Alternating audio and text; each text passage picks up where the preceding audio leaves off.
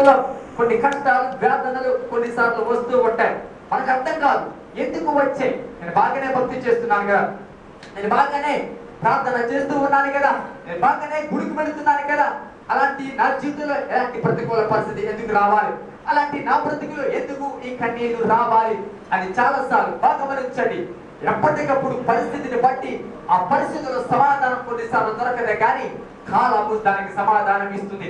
మన జీవితంలో ఎన్నో ప్రతికూల పరిస్థితులప్పుడు ఆ సమయంలో నీకు సమాధానం దొరకకపోవచ్చు, ఆ సమయంలో ఎంతో ఒత్తిడికి గురవచ్చు. ఏంటి నా జీవిత పరిస్థితి ఏంటి లాగుంది, నా బ్రతుకు పరిస్థితి ఏంటి లాగుంది, అవమానకరంగా ఉన్నాను, హేళనకరంగా ఉన్నాను, జబ్బు ఒక పక్క నుంచి ఉంది, ఒక పక్క నుంచి ఆర్థిక ఇబ్బంది ఉంది, ఒక పక్క నుంచి ప్రతికూల పరిస్థితులు అనేక నా మీదకు వస్తూ ఉన్నాయి. ఏంటి ప్రభా ఎలాంటి ఎందుకు ఎలా చేసావు, ఎందుకు నా బ్రతుకులు ఎటువంటి వాటిని అనుమతించావు అని మనం చాలాసార్లు అపోహపడుతుంటాం. చాలాసార్లు వేదన కలుగుతూ ఉండాలి. పరిస్థితులు బట్టి ఆ పరిస్థితిలో నీకు సమాధానం దొరకకపోవచ్చు. ఆ పరిస్థితి ఎప్పుడు కూడా నేను అల్ప విశ్వాసమో, ఆ పరిస్థితి ఎప్పుడు కూడా నేను ఒకవేళ దేవుడి పట్ల వ్యతిరేక ఆలోచన తీసుకురావచ్చు. కానీ నేను చెప్తున్నాను ప్రియ సహోదరి సహోదరుల, ఎటువంటి పరిస్థితులైనా నిలబడగలిగినట్లయితే, ఎటువంటి పరిస్థితులైనా సరే ప్రభు మీద ఆధారపడగలిగినట్లయితే నేనంటాను ఎందుకు దేవుడు ఎలా చేస్తాడో దాన్ని కూడా దేవుడే సమాధానము చెబుతాడు విషయాన్ని మీకు జ్ఞాపకం చేస్తాం. ఇక్కడ ఇర్మియాని ఆ యొక్క కుమ్మరి వారి ఇంటికి వెళ్ళమన్నాడు. ఎందుకు కుమ్మరి గారి ఇంటికి వెళ్ళమన్నాడు అంటే he wants to teach the lesson to Jeremiah. ఇర్మియాకు ఒక పాఠం చెప్పాలనే ఉద్దేశం చేత ఆయన అక్కడికి పంపినట్టుగా వాక్య భాగం కనబడుతుంది. ఓకే, ఇర్మియా ఆ యొక్క కుమ్మరి వారి ఇంటికి వెళ్ళాడు. కుమ్మరి వారి ఇంటికి వెళ్ళిన తర్వాత కుమ్మరి వారి ఇంట్లో ఏం కనబడతాయి మనందరికీ తెలుసు. చికిట మందు కనబడుతుంది, ఆ యొక్క దాన్ని ఏమంటారు సారీ కనబడుతుంది, అలాగే తయారు చేయబడిన కొండలు కనబడతాయి. అక్కడికి వెళ్ళిన తర్వాత, అక్కడికి తీసుకువెళ్ళిన తర్వాత అక్కడ కుమ్మరివాని యొక్క ఇంటిని చూపించి, కుమ్మరివాని పని చూపించి, కుమ్మరివాని యొక్క తీరుని చూపించి దేవుడు ఒక పాఠాన్ని చెబుతున్నాడు. ఓకే ప్రియ సహోదరులారా, మొట్టమొదటిగా కుమ్మరివాని ఇంటికి వెళ్ళినప్పుడు వాక్యం చెప్తుంది, నువ్వు లేచి కుమ్మరి ఇంటికి పొమ్ము, అక్కడ నా మాట నీకు తెలియజేస్తున్నాను. నేను కుమ్మరి ఇంటికి వెళ్ళగా వాడు తన సార మీద పని చేయించుండెను. దేవునికి స్తోత్రం కలుగును గాక. కుమ్మరివాని ఇంటికి వెళ్ళగానే ఇర్మియా చూస్తున్నది ఏంటంటే సారె మీద పని చేస్తూ ఉన్నాడు. బాగా గమనించండి, సారె మీద ఇర్మియా ఏం చూస్తుండొచ్చు ఒకసారి ఆలోచించినట్లయితే ఏ ఆకారము లేని ముద్ద మాత్రము ఆ సారె మీద చూసి ఉండొచ్చు. అవునా కాదా?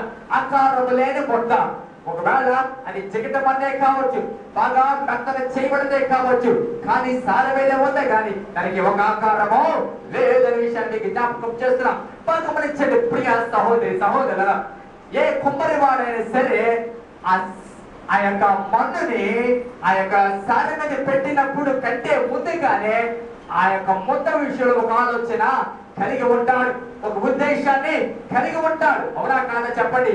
ఏది తయారు చేయాలో అది ఒక ఉద్దేశం already blue print already mind లో ఉంటుంది. ఫలానది తయారు చేస్తే బాగుంటుంది. గమనించండి, ఎంత బ్లూ ప్రింట్ ఉన్నా, ఎంత ఆలోచన కుమ్మరి వారికి ఉన్నా సారె మీద ఉన్నంత మాత్రమే దానికి ఒక రూపము రాదని విషయాన్ని జ్ఞాపకం చేస్తూ ఉన్నా. దేవునికి స్తోత్రం చెప్తాం గట్టిగా హల్లెలూయా. అందరూ చెప్తాం హల్లెలూయా హల్లెలూయా. సారె మీద ఉన్న దానికి రూపము ఏమీ లేదని విషయాన్ని జ్ఞాపకం చేస్తాం. సారె మీద రూపము లేని ముద్ద. గమనించండి ప్రియ సహోదర, సారె మీదకి ఎక్కాలంటే కూడా అది మామూలుగా రావడానికి వీలు లేదండి. సారె మీదకి ఎక్కాలంటే దానికి ఒక ఆపరేషన్ ఉంటుంది. ఆ ఆపరేషన్ అవుతానే కానీ ఆ మట్టి సారె మీదకి వెళ్ళడానికి అవకాశం లేదని విషయాన్ని జ్ఞాపకం చేద్దాం. ఏంటి ఆ ఆపరేషన్ అంటే, ఆ సారె మీదకి ఎక్కడానికి ముందు ఆ మట్టిని బాగా నలుపుతాడు, బాగా పిసుకుతాడు. ఇంకా మొదలుగా చెప్పాలంటే పైకి కిందకి తొక్కుతాడు. అవునా కాదా చెప్పండి? ఒకవేళ బాగా గమనించండి, ఆ మట్టి ఏంటిలను తొక్కుతున్నాడు, ఏంట ఒళ్ళంతా నొప్పులు. ఒకవేళ ఆ మట్టి ఏడ్చిన, ఆ మట్టి ఒకవేళ కోపగించుకున్నా, ఆ పరిస్థితిని బట్టి ఒకవేళ ఆ మట్టి ఎంతో ఏడ్చినా అది ఖచ్చితంగా కుండ తయారు చేయడానికి ఆ సారి మీద పెట్టడానికి అనుసరించవలసిన పద్ధతి. ఆ పద్ధతి తప్ప వేరొక పద్ధతి లేనే చెప్పండి ఉందా? లేనే లేదు. కానీ ఆ మట్టి ఏమనుకుంటా తెలుసా? ఆ మట్టి ఏమనుకుంటా తెలుసా? కుమ్మరవాడి ఆలోచన తెలియదు మట్టికి. కుమ్మరవాడు ఏం చేయాలనుకుంటున్నాడో అసలు కుమ్మరివాడి దృష్టిలో ఏ బొమ్మ ఉందో, కుమ్మరివాడు ఏ విధంగా ఈ మట్టిని తయారు చేయాలనుకుంటున్నాడో ఆ మట్టికి తెలియదు. కాబట్టి లోపల ఆ మట్టి ఏమనుకుంటారు తెలుసా, ఏంటి ఈడేంటి నా మీదకే తొక్కుతున్నాడు, నన్నేంటి ఇలా చలిపెడుతున్నాడు, నన్నేంటి ఎంత తుక్కుగా చేసేస్తున్నాడు అని అనుకుంటుందంట. దానికి స్తోత్రం కలిగింది కాక.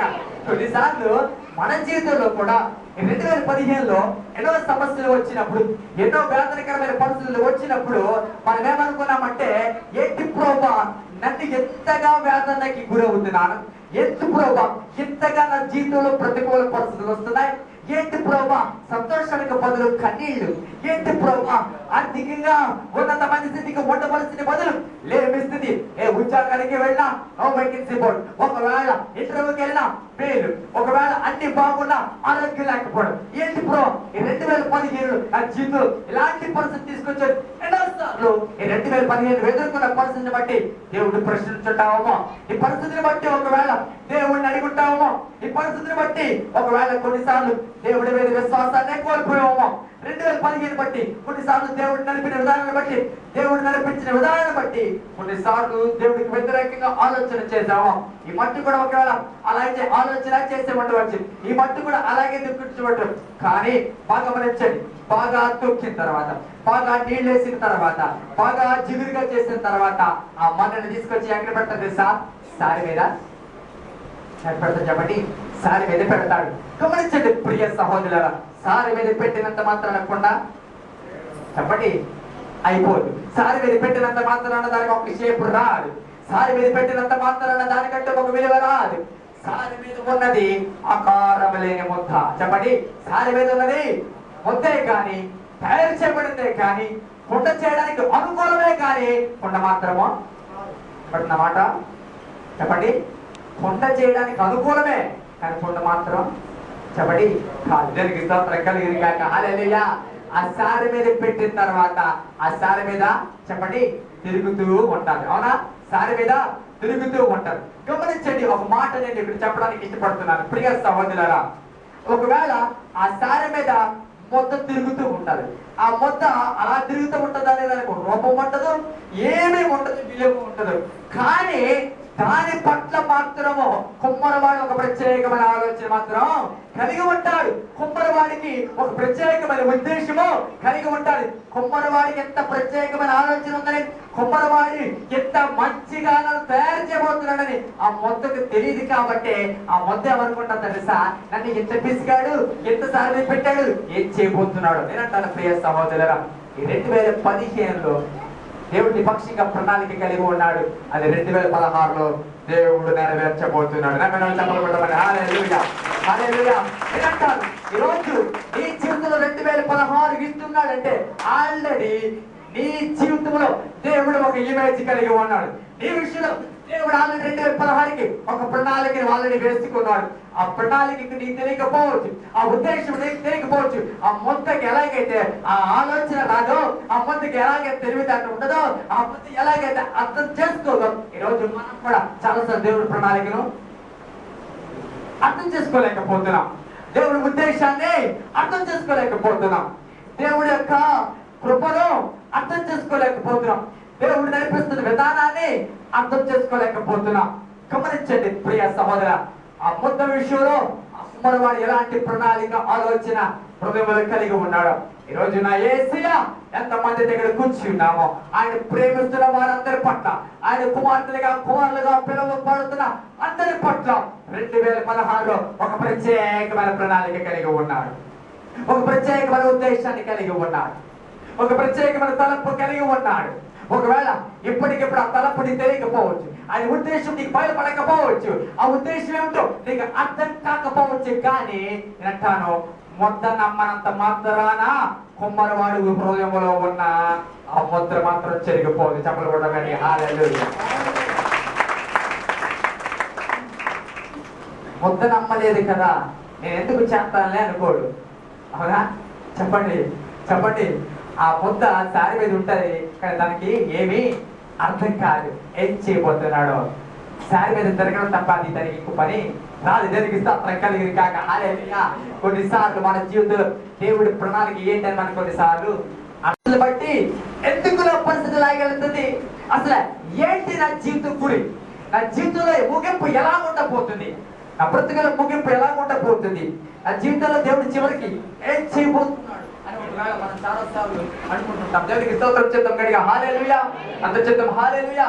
దేవుడు ఏం చేయబోతున్నాడు నా జీవితంలో? అసలు దేవుడు ప్రణాళిక ఏంటి? 2015 నా జీవితం ఎంత నిష్ప్రయోజనకరంగా ఉంది. 2015 నా బ్రతుకులు ఏ సంతోష సమాధానం లేదు.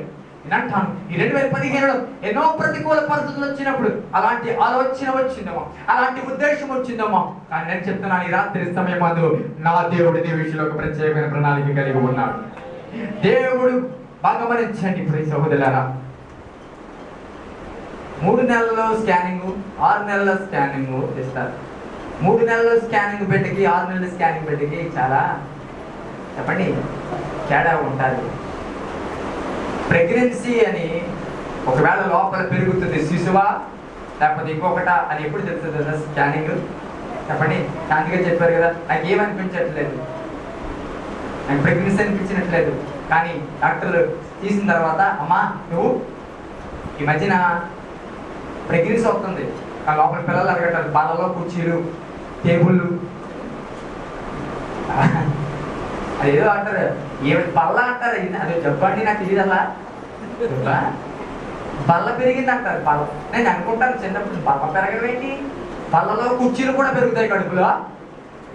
ఏమో చంద్ర గారు, ఐ మీన్ లేయ గారు, మీకే తెలియాలి, చెప్పండి, బల్లలో కుర్చీలు కూడా పెరుగుతాయా?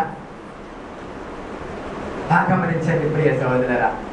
ఆ స్కానింగ్ చూసి మనిషి ఆకారం ఉంటేనే కానీ డాక్టర్ చెప్పండి చెప్పలేడు, అమ్మా నీ కొడుకులో పెరుగుతుంది శిశువే.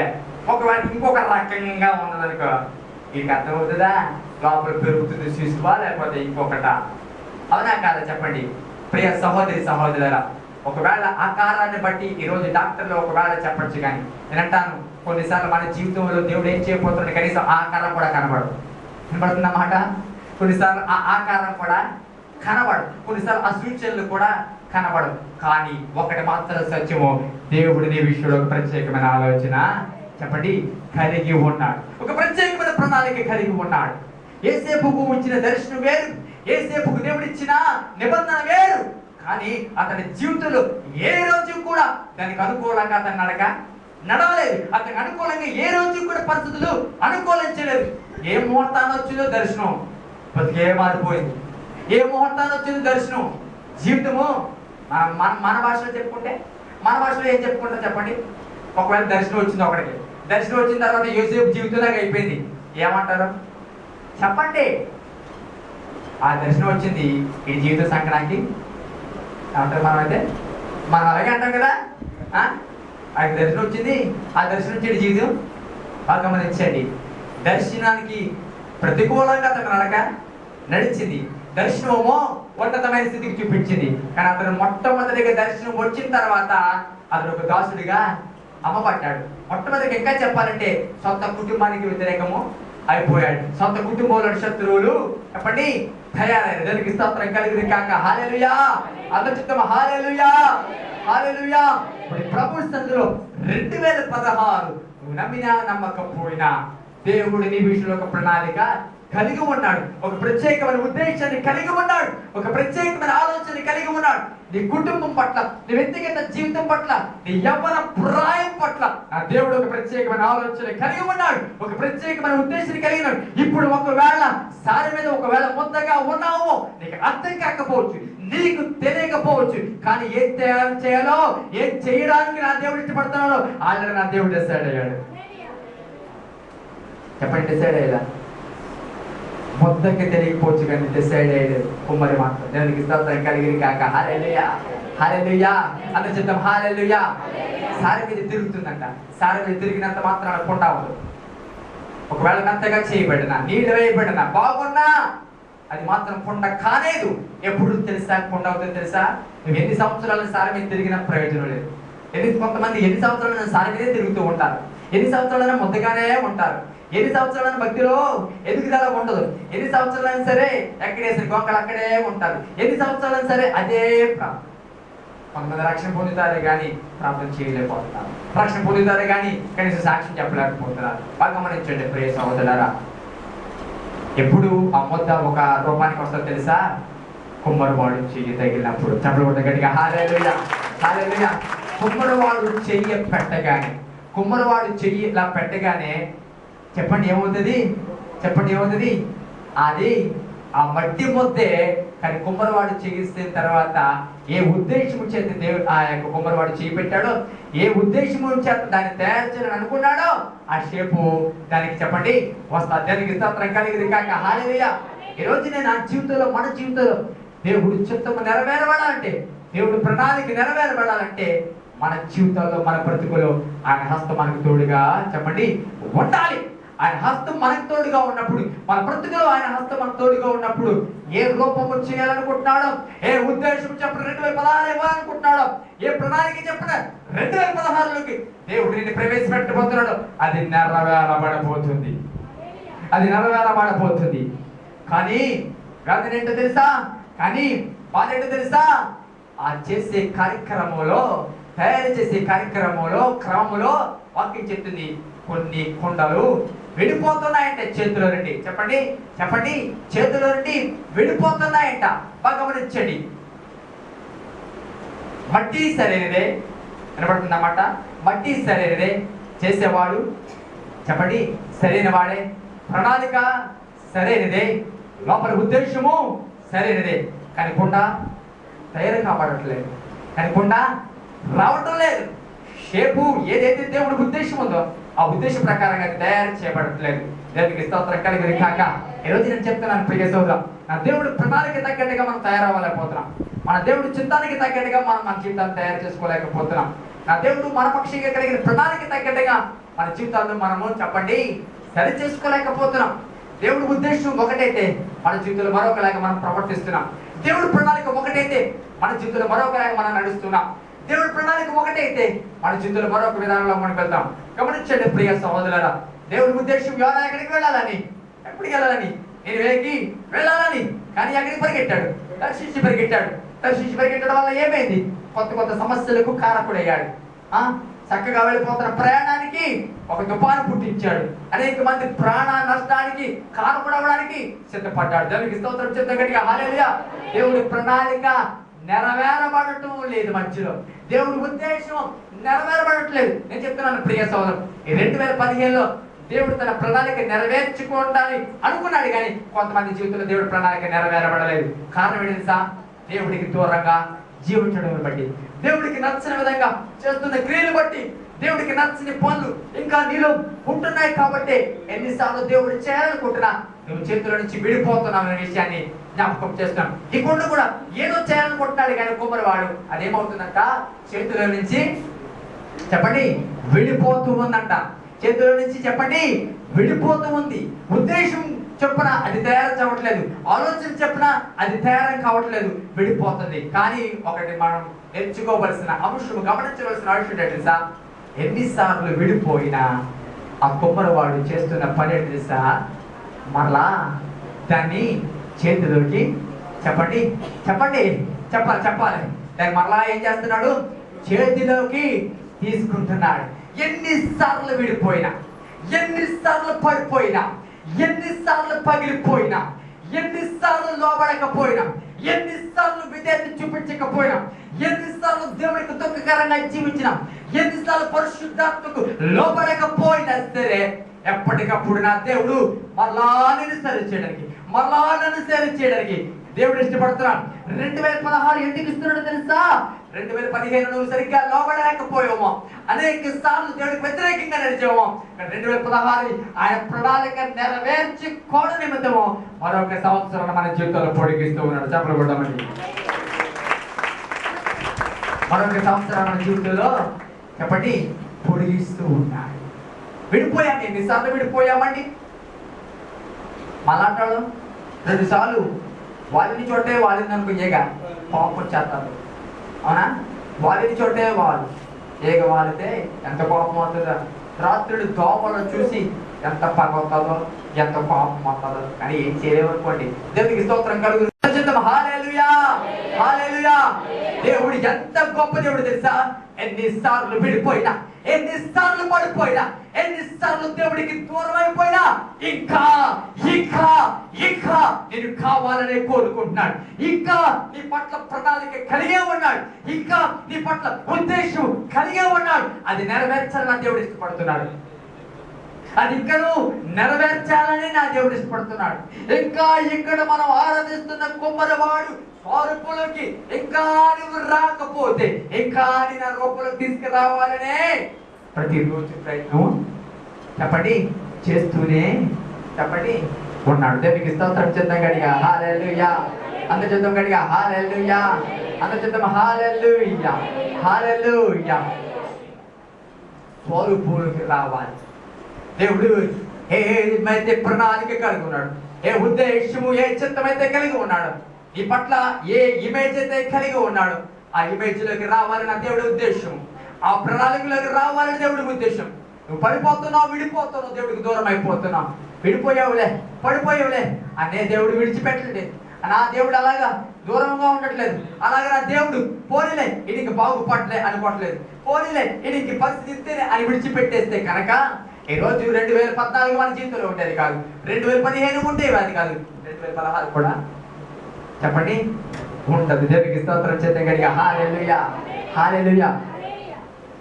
ఆయన తన మాటను నెరవేర్చడానికి చెప్పండి ఇష్టపడుతూ ఉన్న దేవుడు. చెప్పండి గట్టిగా, ఆయన తన మాటను నెరవేర్చడానికి ఇష్టపడుతున్న దేవుడు. నమ్మితే గట్టిగా చప్పట్లు కొట్టి ప్రభు నామమున కనపడతాం. గట్టిగా కొడతాం హల్లెలూయా, గట్టిగా కొడతాం హల్లెలూయా హల్లెలూయా. బాగా గమనించండి, విడిపోయిన వాళ్ళకి అనగా వెళ్ళి కాదండి, విడిపోవడం అంటే కొమ్మన వారు మనం విడిపోవడం, ఈ విడిపోవడం వేరు.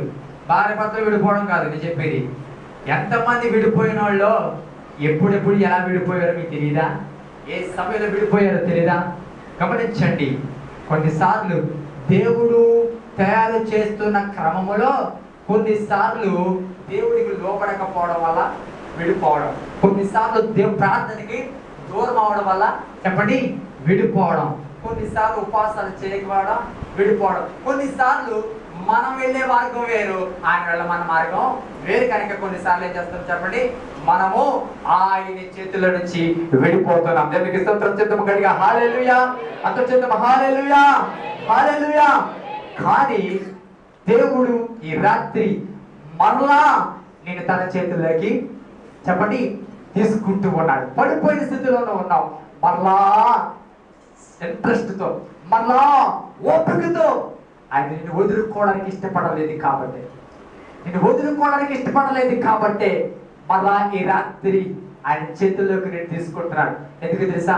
ఆయన ప్రణాళిక ఇంకా నెరవేరబడలేదు కనుక, ఆయన ఉద్దేశము ఇంకను నీ జీవితంలో నెరవేరబడలేదు కనుక ఇంకా మరొకసారి నీ చేతుల్లోకి తీసుకుంటున్నాడు. ఎలాగైనా ఈ సంవత్సరమైనా కనీసం తయారు చేయాలి, ఈ సంవత్సరమైనా నా ఆలోచన తగ్గట్టుకుండా చెప్పండి తయారాలి. లేకుండా ఇంట్లో ఉండకుండా, ఇంట్లో ఉండకుండా కొండంటే ఎవరు చెప్పండి, గట్టి చెప్పాలి గట్టిగా. మనమా నేనా? ఎవరికో చెప్పండి. నేనే నేనే చెప్పండి. విడిపోయినకుంటాను నేనే నేనా? ఎవరికో చెప్పుకోండి. విడిపోయినకుంటాను నేనేం విడిపోలేదండి అసలు. కొన్ని కుండలు కన్నాలు కూడా తెలియవండి, కొన్ని కుండలకి కన్నాలు కూడా తెలియవు. ఎప్పుడు తెలుస్తుంది తెలుసా? కన్నం ఎక్కడున్న కుండని ఇలా తీసుకెళ్ళి ఎక్కడ తీసుకురావాలి? సూర్యుడి వైపు లైట్ వైపు పెడితే అప్పుడు తెలుస్తుంది కన్నం. అప్పుడు వరకు కుండ బాగానే ఇంటికి తీసుకొచ్చి నీళ్ళేసి పెట్టండి, బాగానే ఉంటుంది, బాగానే ఉంది అనుకుంటాం. కానీ కింద జమాయింపు వస్తుంటది, కిందకి దిగిపోతుంటది. కొన్నిసార్లు ఎంత వాక్యం విన్నా కిందకి జమాయింపు చెప్పండి, ఎంత ప్రార్థన చేసినా కిందకి జమాయింపు వెళ్ళిపోతుంది. యేసు ప్రభువా ఈ స్వరం ప్రార్థన చేయాలి అనుకుంటున్నాం, కానీ ఇంటికి వెళ్ళాక జమాయింపుగా కిందకి ఏంట్రా బాగానే ఉంది, ఈ తడి ఎక్కడి నుంచి వచ్చింది? పొడి నెలలో పెట్టాం, బాగానే ఉంది, ఈ తడి ఎక్కడి నుంచి వచ్చింది అని అనుకుంటున్నావు. కానీ నీకు కనబడని కన్నం. చాలా మందిలో కన్నాలు ఇంకా ఉన్నాయి. కనబడుతుందన్నమాట. చాలా మందిలో ఇంకా కన్నాలు ఉన్నాయి కాబట్టి దేవుడు నింపింది నిలబడటం లేదు. కనబడుతుందన్నమాట.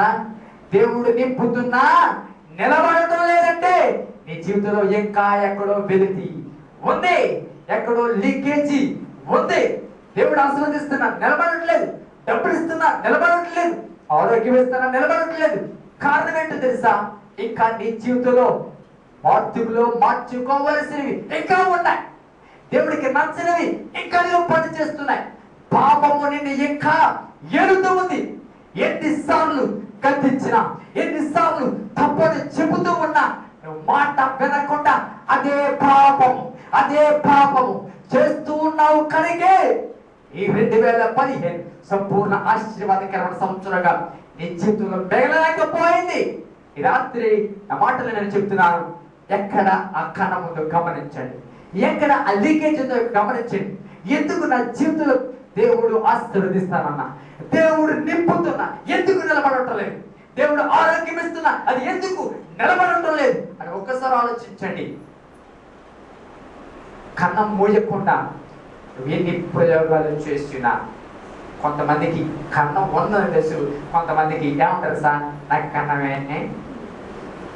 ఇదో రకమైన మనుషులు. నాకు కన్నమే లేదు, ఐ ఆమ్ పర్ఫెక్ట్, నేను పర్ఫెక్ట్ అండి, నాకు ఏ లోటు లేదండి, ఏ పాపము లేదండి. బాగా గమనించండి ప్రియ సహోదరులారా, ఏ పాపము ఏ లోటు లేకపోతే నీ స్థితి మరొకలాగా ఉంటుంది. నీ స్థితి మరొకలాగా ఉంటుంది. వాక్యం స్పష్టంగా సెలవిస్తుంది. కాబట్టి ఈరోజు మొట్టమొదటిగా నీ లోపము తెలియాలంటే వాక్యపు వెలుగులో లోపం ఏంటో చూసుకో. ఏ విషయంలో ఇంకా పాపంలో ఉన్నామో. ఒక పాట ఉంది కదా, ఇది యేసుని చూడాలని ఒక పాట. యేసుతో టీవీగా నడుద్దామండి, యేసుతో టీవీలతో నడిచే వాళ్ళు ఉన్నారు, యేసుతో బాందీ షాపులతో నడిచిన వాళ్ళు ఉన్నారు, యేసుతో టీవీగా నడిచారు. గమనించండి ప్రియ సోదరులా, 2016లోకి ప్రవేశించడం అంటే 2015లో ఏ పాపం ఉన్నాయో అవన్నీ కూడా ఇక్కడే సమాధి చేయబడాలి. 2016లో పునరుత్థానానికి పరిశుద్ధుడిగా లేవాలి. చెప్పలు కూడా గట్టిగా హల్లెలూయా, హల్లెలూయా. మీరు మాత్రం ప్రవేశించండి, కానీ మీతో పాటు మీ బలహీనతల్ని చెప్పండి తీసుకుపోతారా? కూడా ఈ సంవత్సరం అంతా నాతోనే ఉన్నాయండి, ఎలా వదిలేయమంటారు అని వాయిని కూడా తీసుకుపోతారా? 2016లోకి నూతనంగా నీ జీవితాన్ని ప్రారంభించాలి. 2016లో నీ జీవితం ఎలా ప్రారంభించాలి? నూతనంగా ప్రారంభించాలి.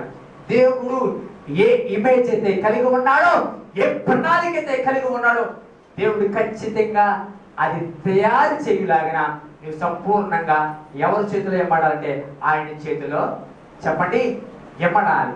ఇమిడితే అప్పుడు రూపం అంటూ ఒకటి చెప్పండి వస్తాది. ఇమిడితే ఆశీర్వాదం అంటప్పుడు వస్తాది. ఇమడకుండా లోపడకుండా రూపం రావాలి అంటే విడిపోవడం తప్ప మరొక మార్గము లేదు. కానీ నా దేవుడు విడిపోతే వదిలేసేవాడు కాదు. కాబట్టి ఈ రోజు వరకు మనం బ్రతికి ఉన్నాం. నా మాటలు ముగిస్తున్నాను, సమయం అవుతుంది. నేను అంటాను 2015 విడిచిపెట్టే ముందు కొత్త బట్టలు మార్చుకున్నావా లేదా? కొత్త సూట్ వేసుకున్నావా లేదా? ఏం కొనుక్కున్నాం, ఏం చేసుకున్నాం అని కాదు ప్రియ సహోదరులారా. 2016 విషయాలు గొప్ప విశేషత. ఇంకొక అరగంట పోతే 2016లోకి వెళ్ళిపోతాం. కానీ నేను చెప్తున్నా నా మాటలు బట్టి 2015 ఈ పాప జీవితానికి సమాధి చివరి సంవత్సరముగా చెప్పండి ఉండాలి. 2015 చివరి సంవత్సరంగా. దేనికి చివరి సంవత్సరంగా? కొంతమంది 2015 భక్తి బాగానే చెప్తారు, 2016 మరింత తెచ్చారిపోతారు. ఇదో రకమైన ఆశీర్వాదం, ఇదో రకమైన 30 తంతులు 60 తంతులు 100 తంతులు ఆశీర్వాదం. కొంతమంది 100 తంతులు 60 తంతులు 30 తంతులు. అంతకందుకు మన భక్తి పెరగాలి.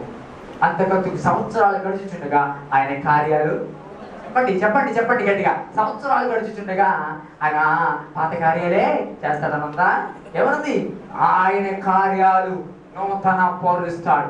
ఆయన నూతన పరచడానికి, నూతనం చేయడానికి ఆయన ఎప్పుడు చెప్పండి సిద్ధమే.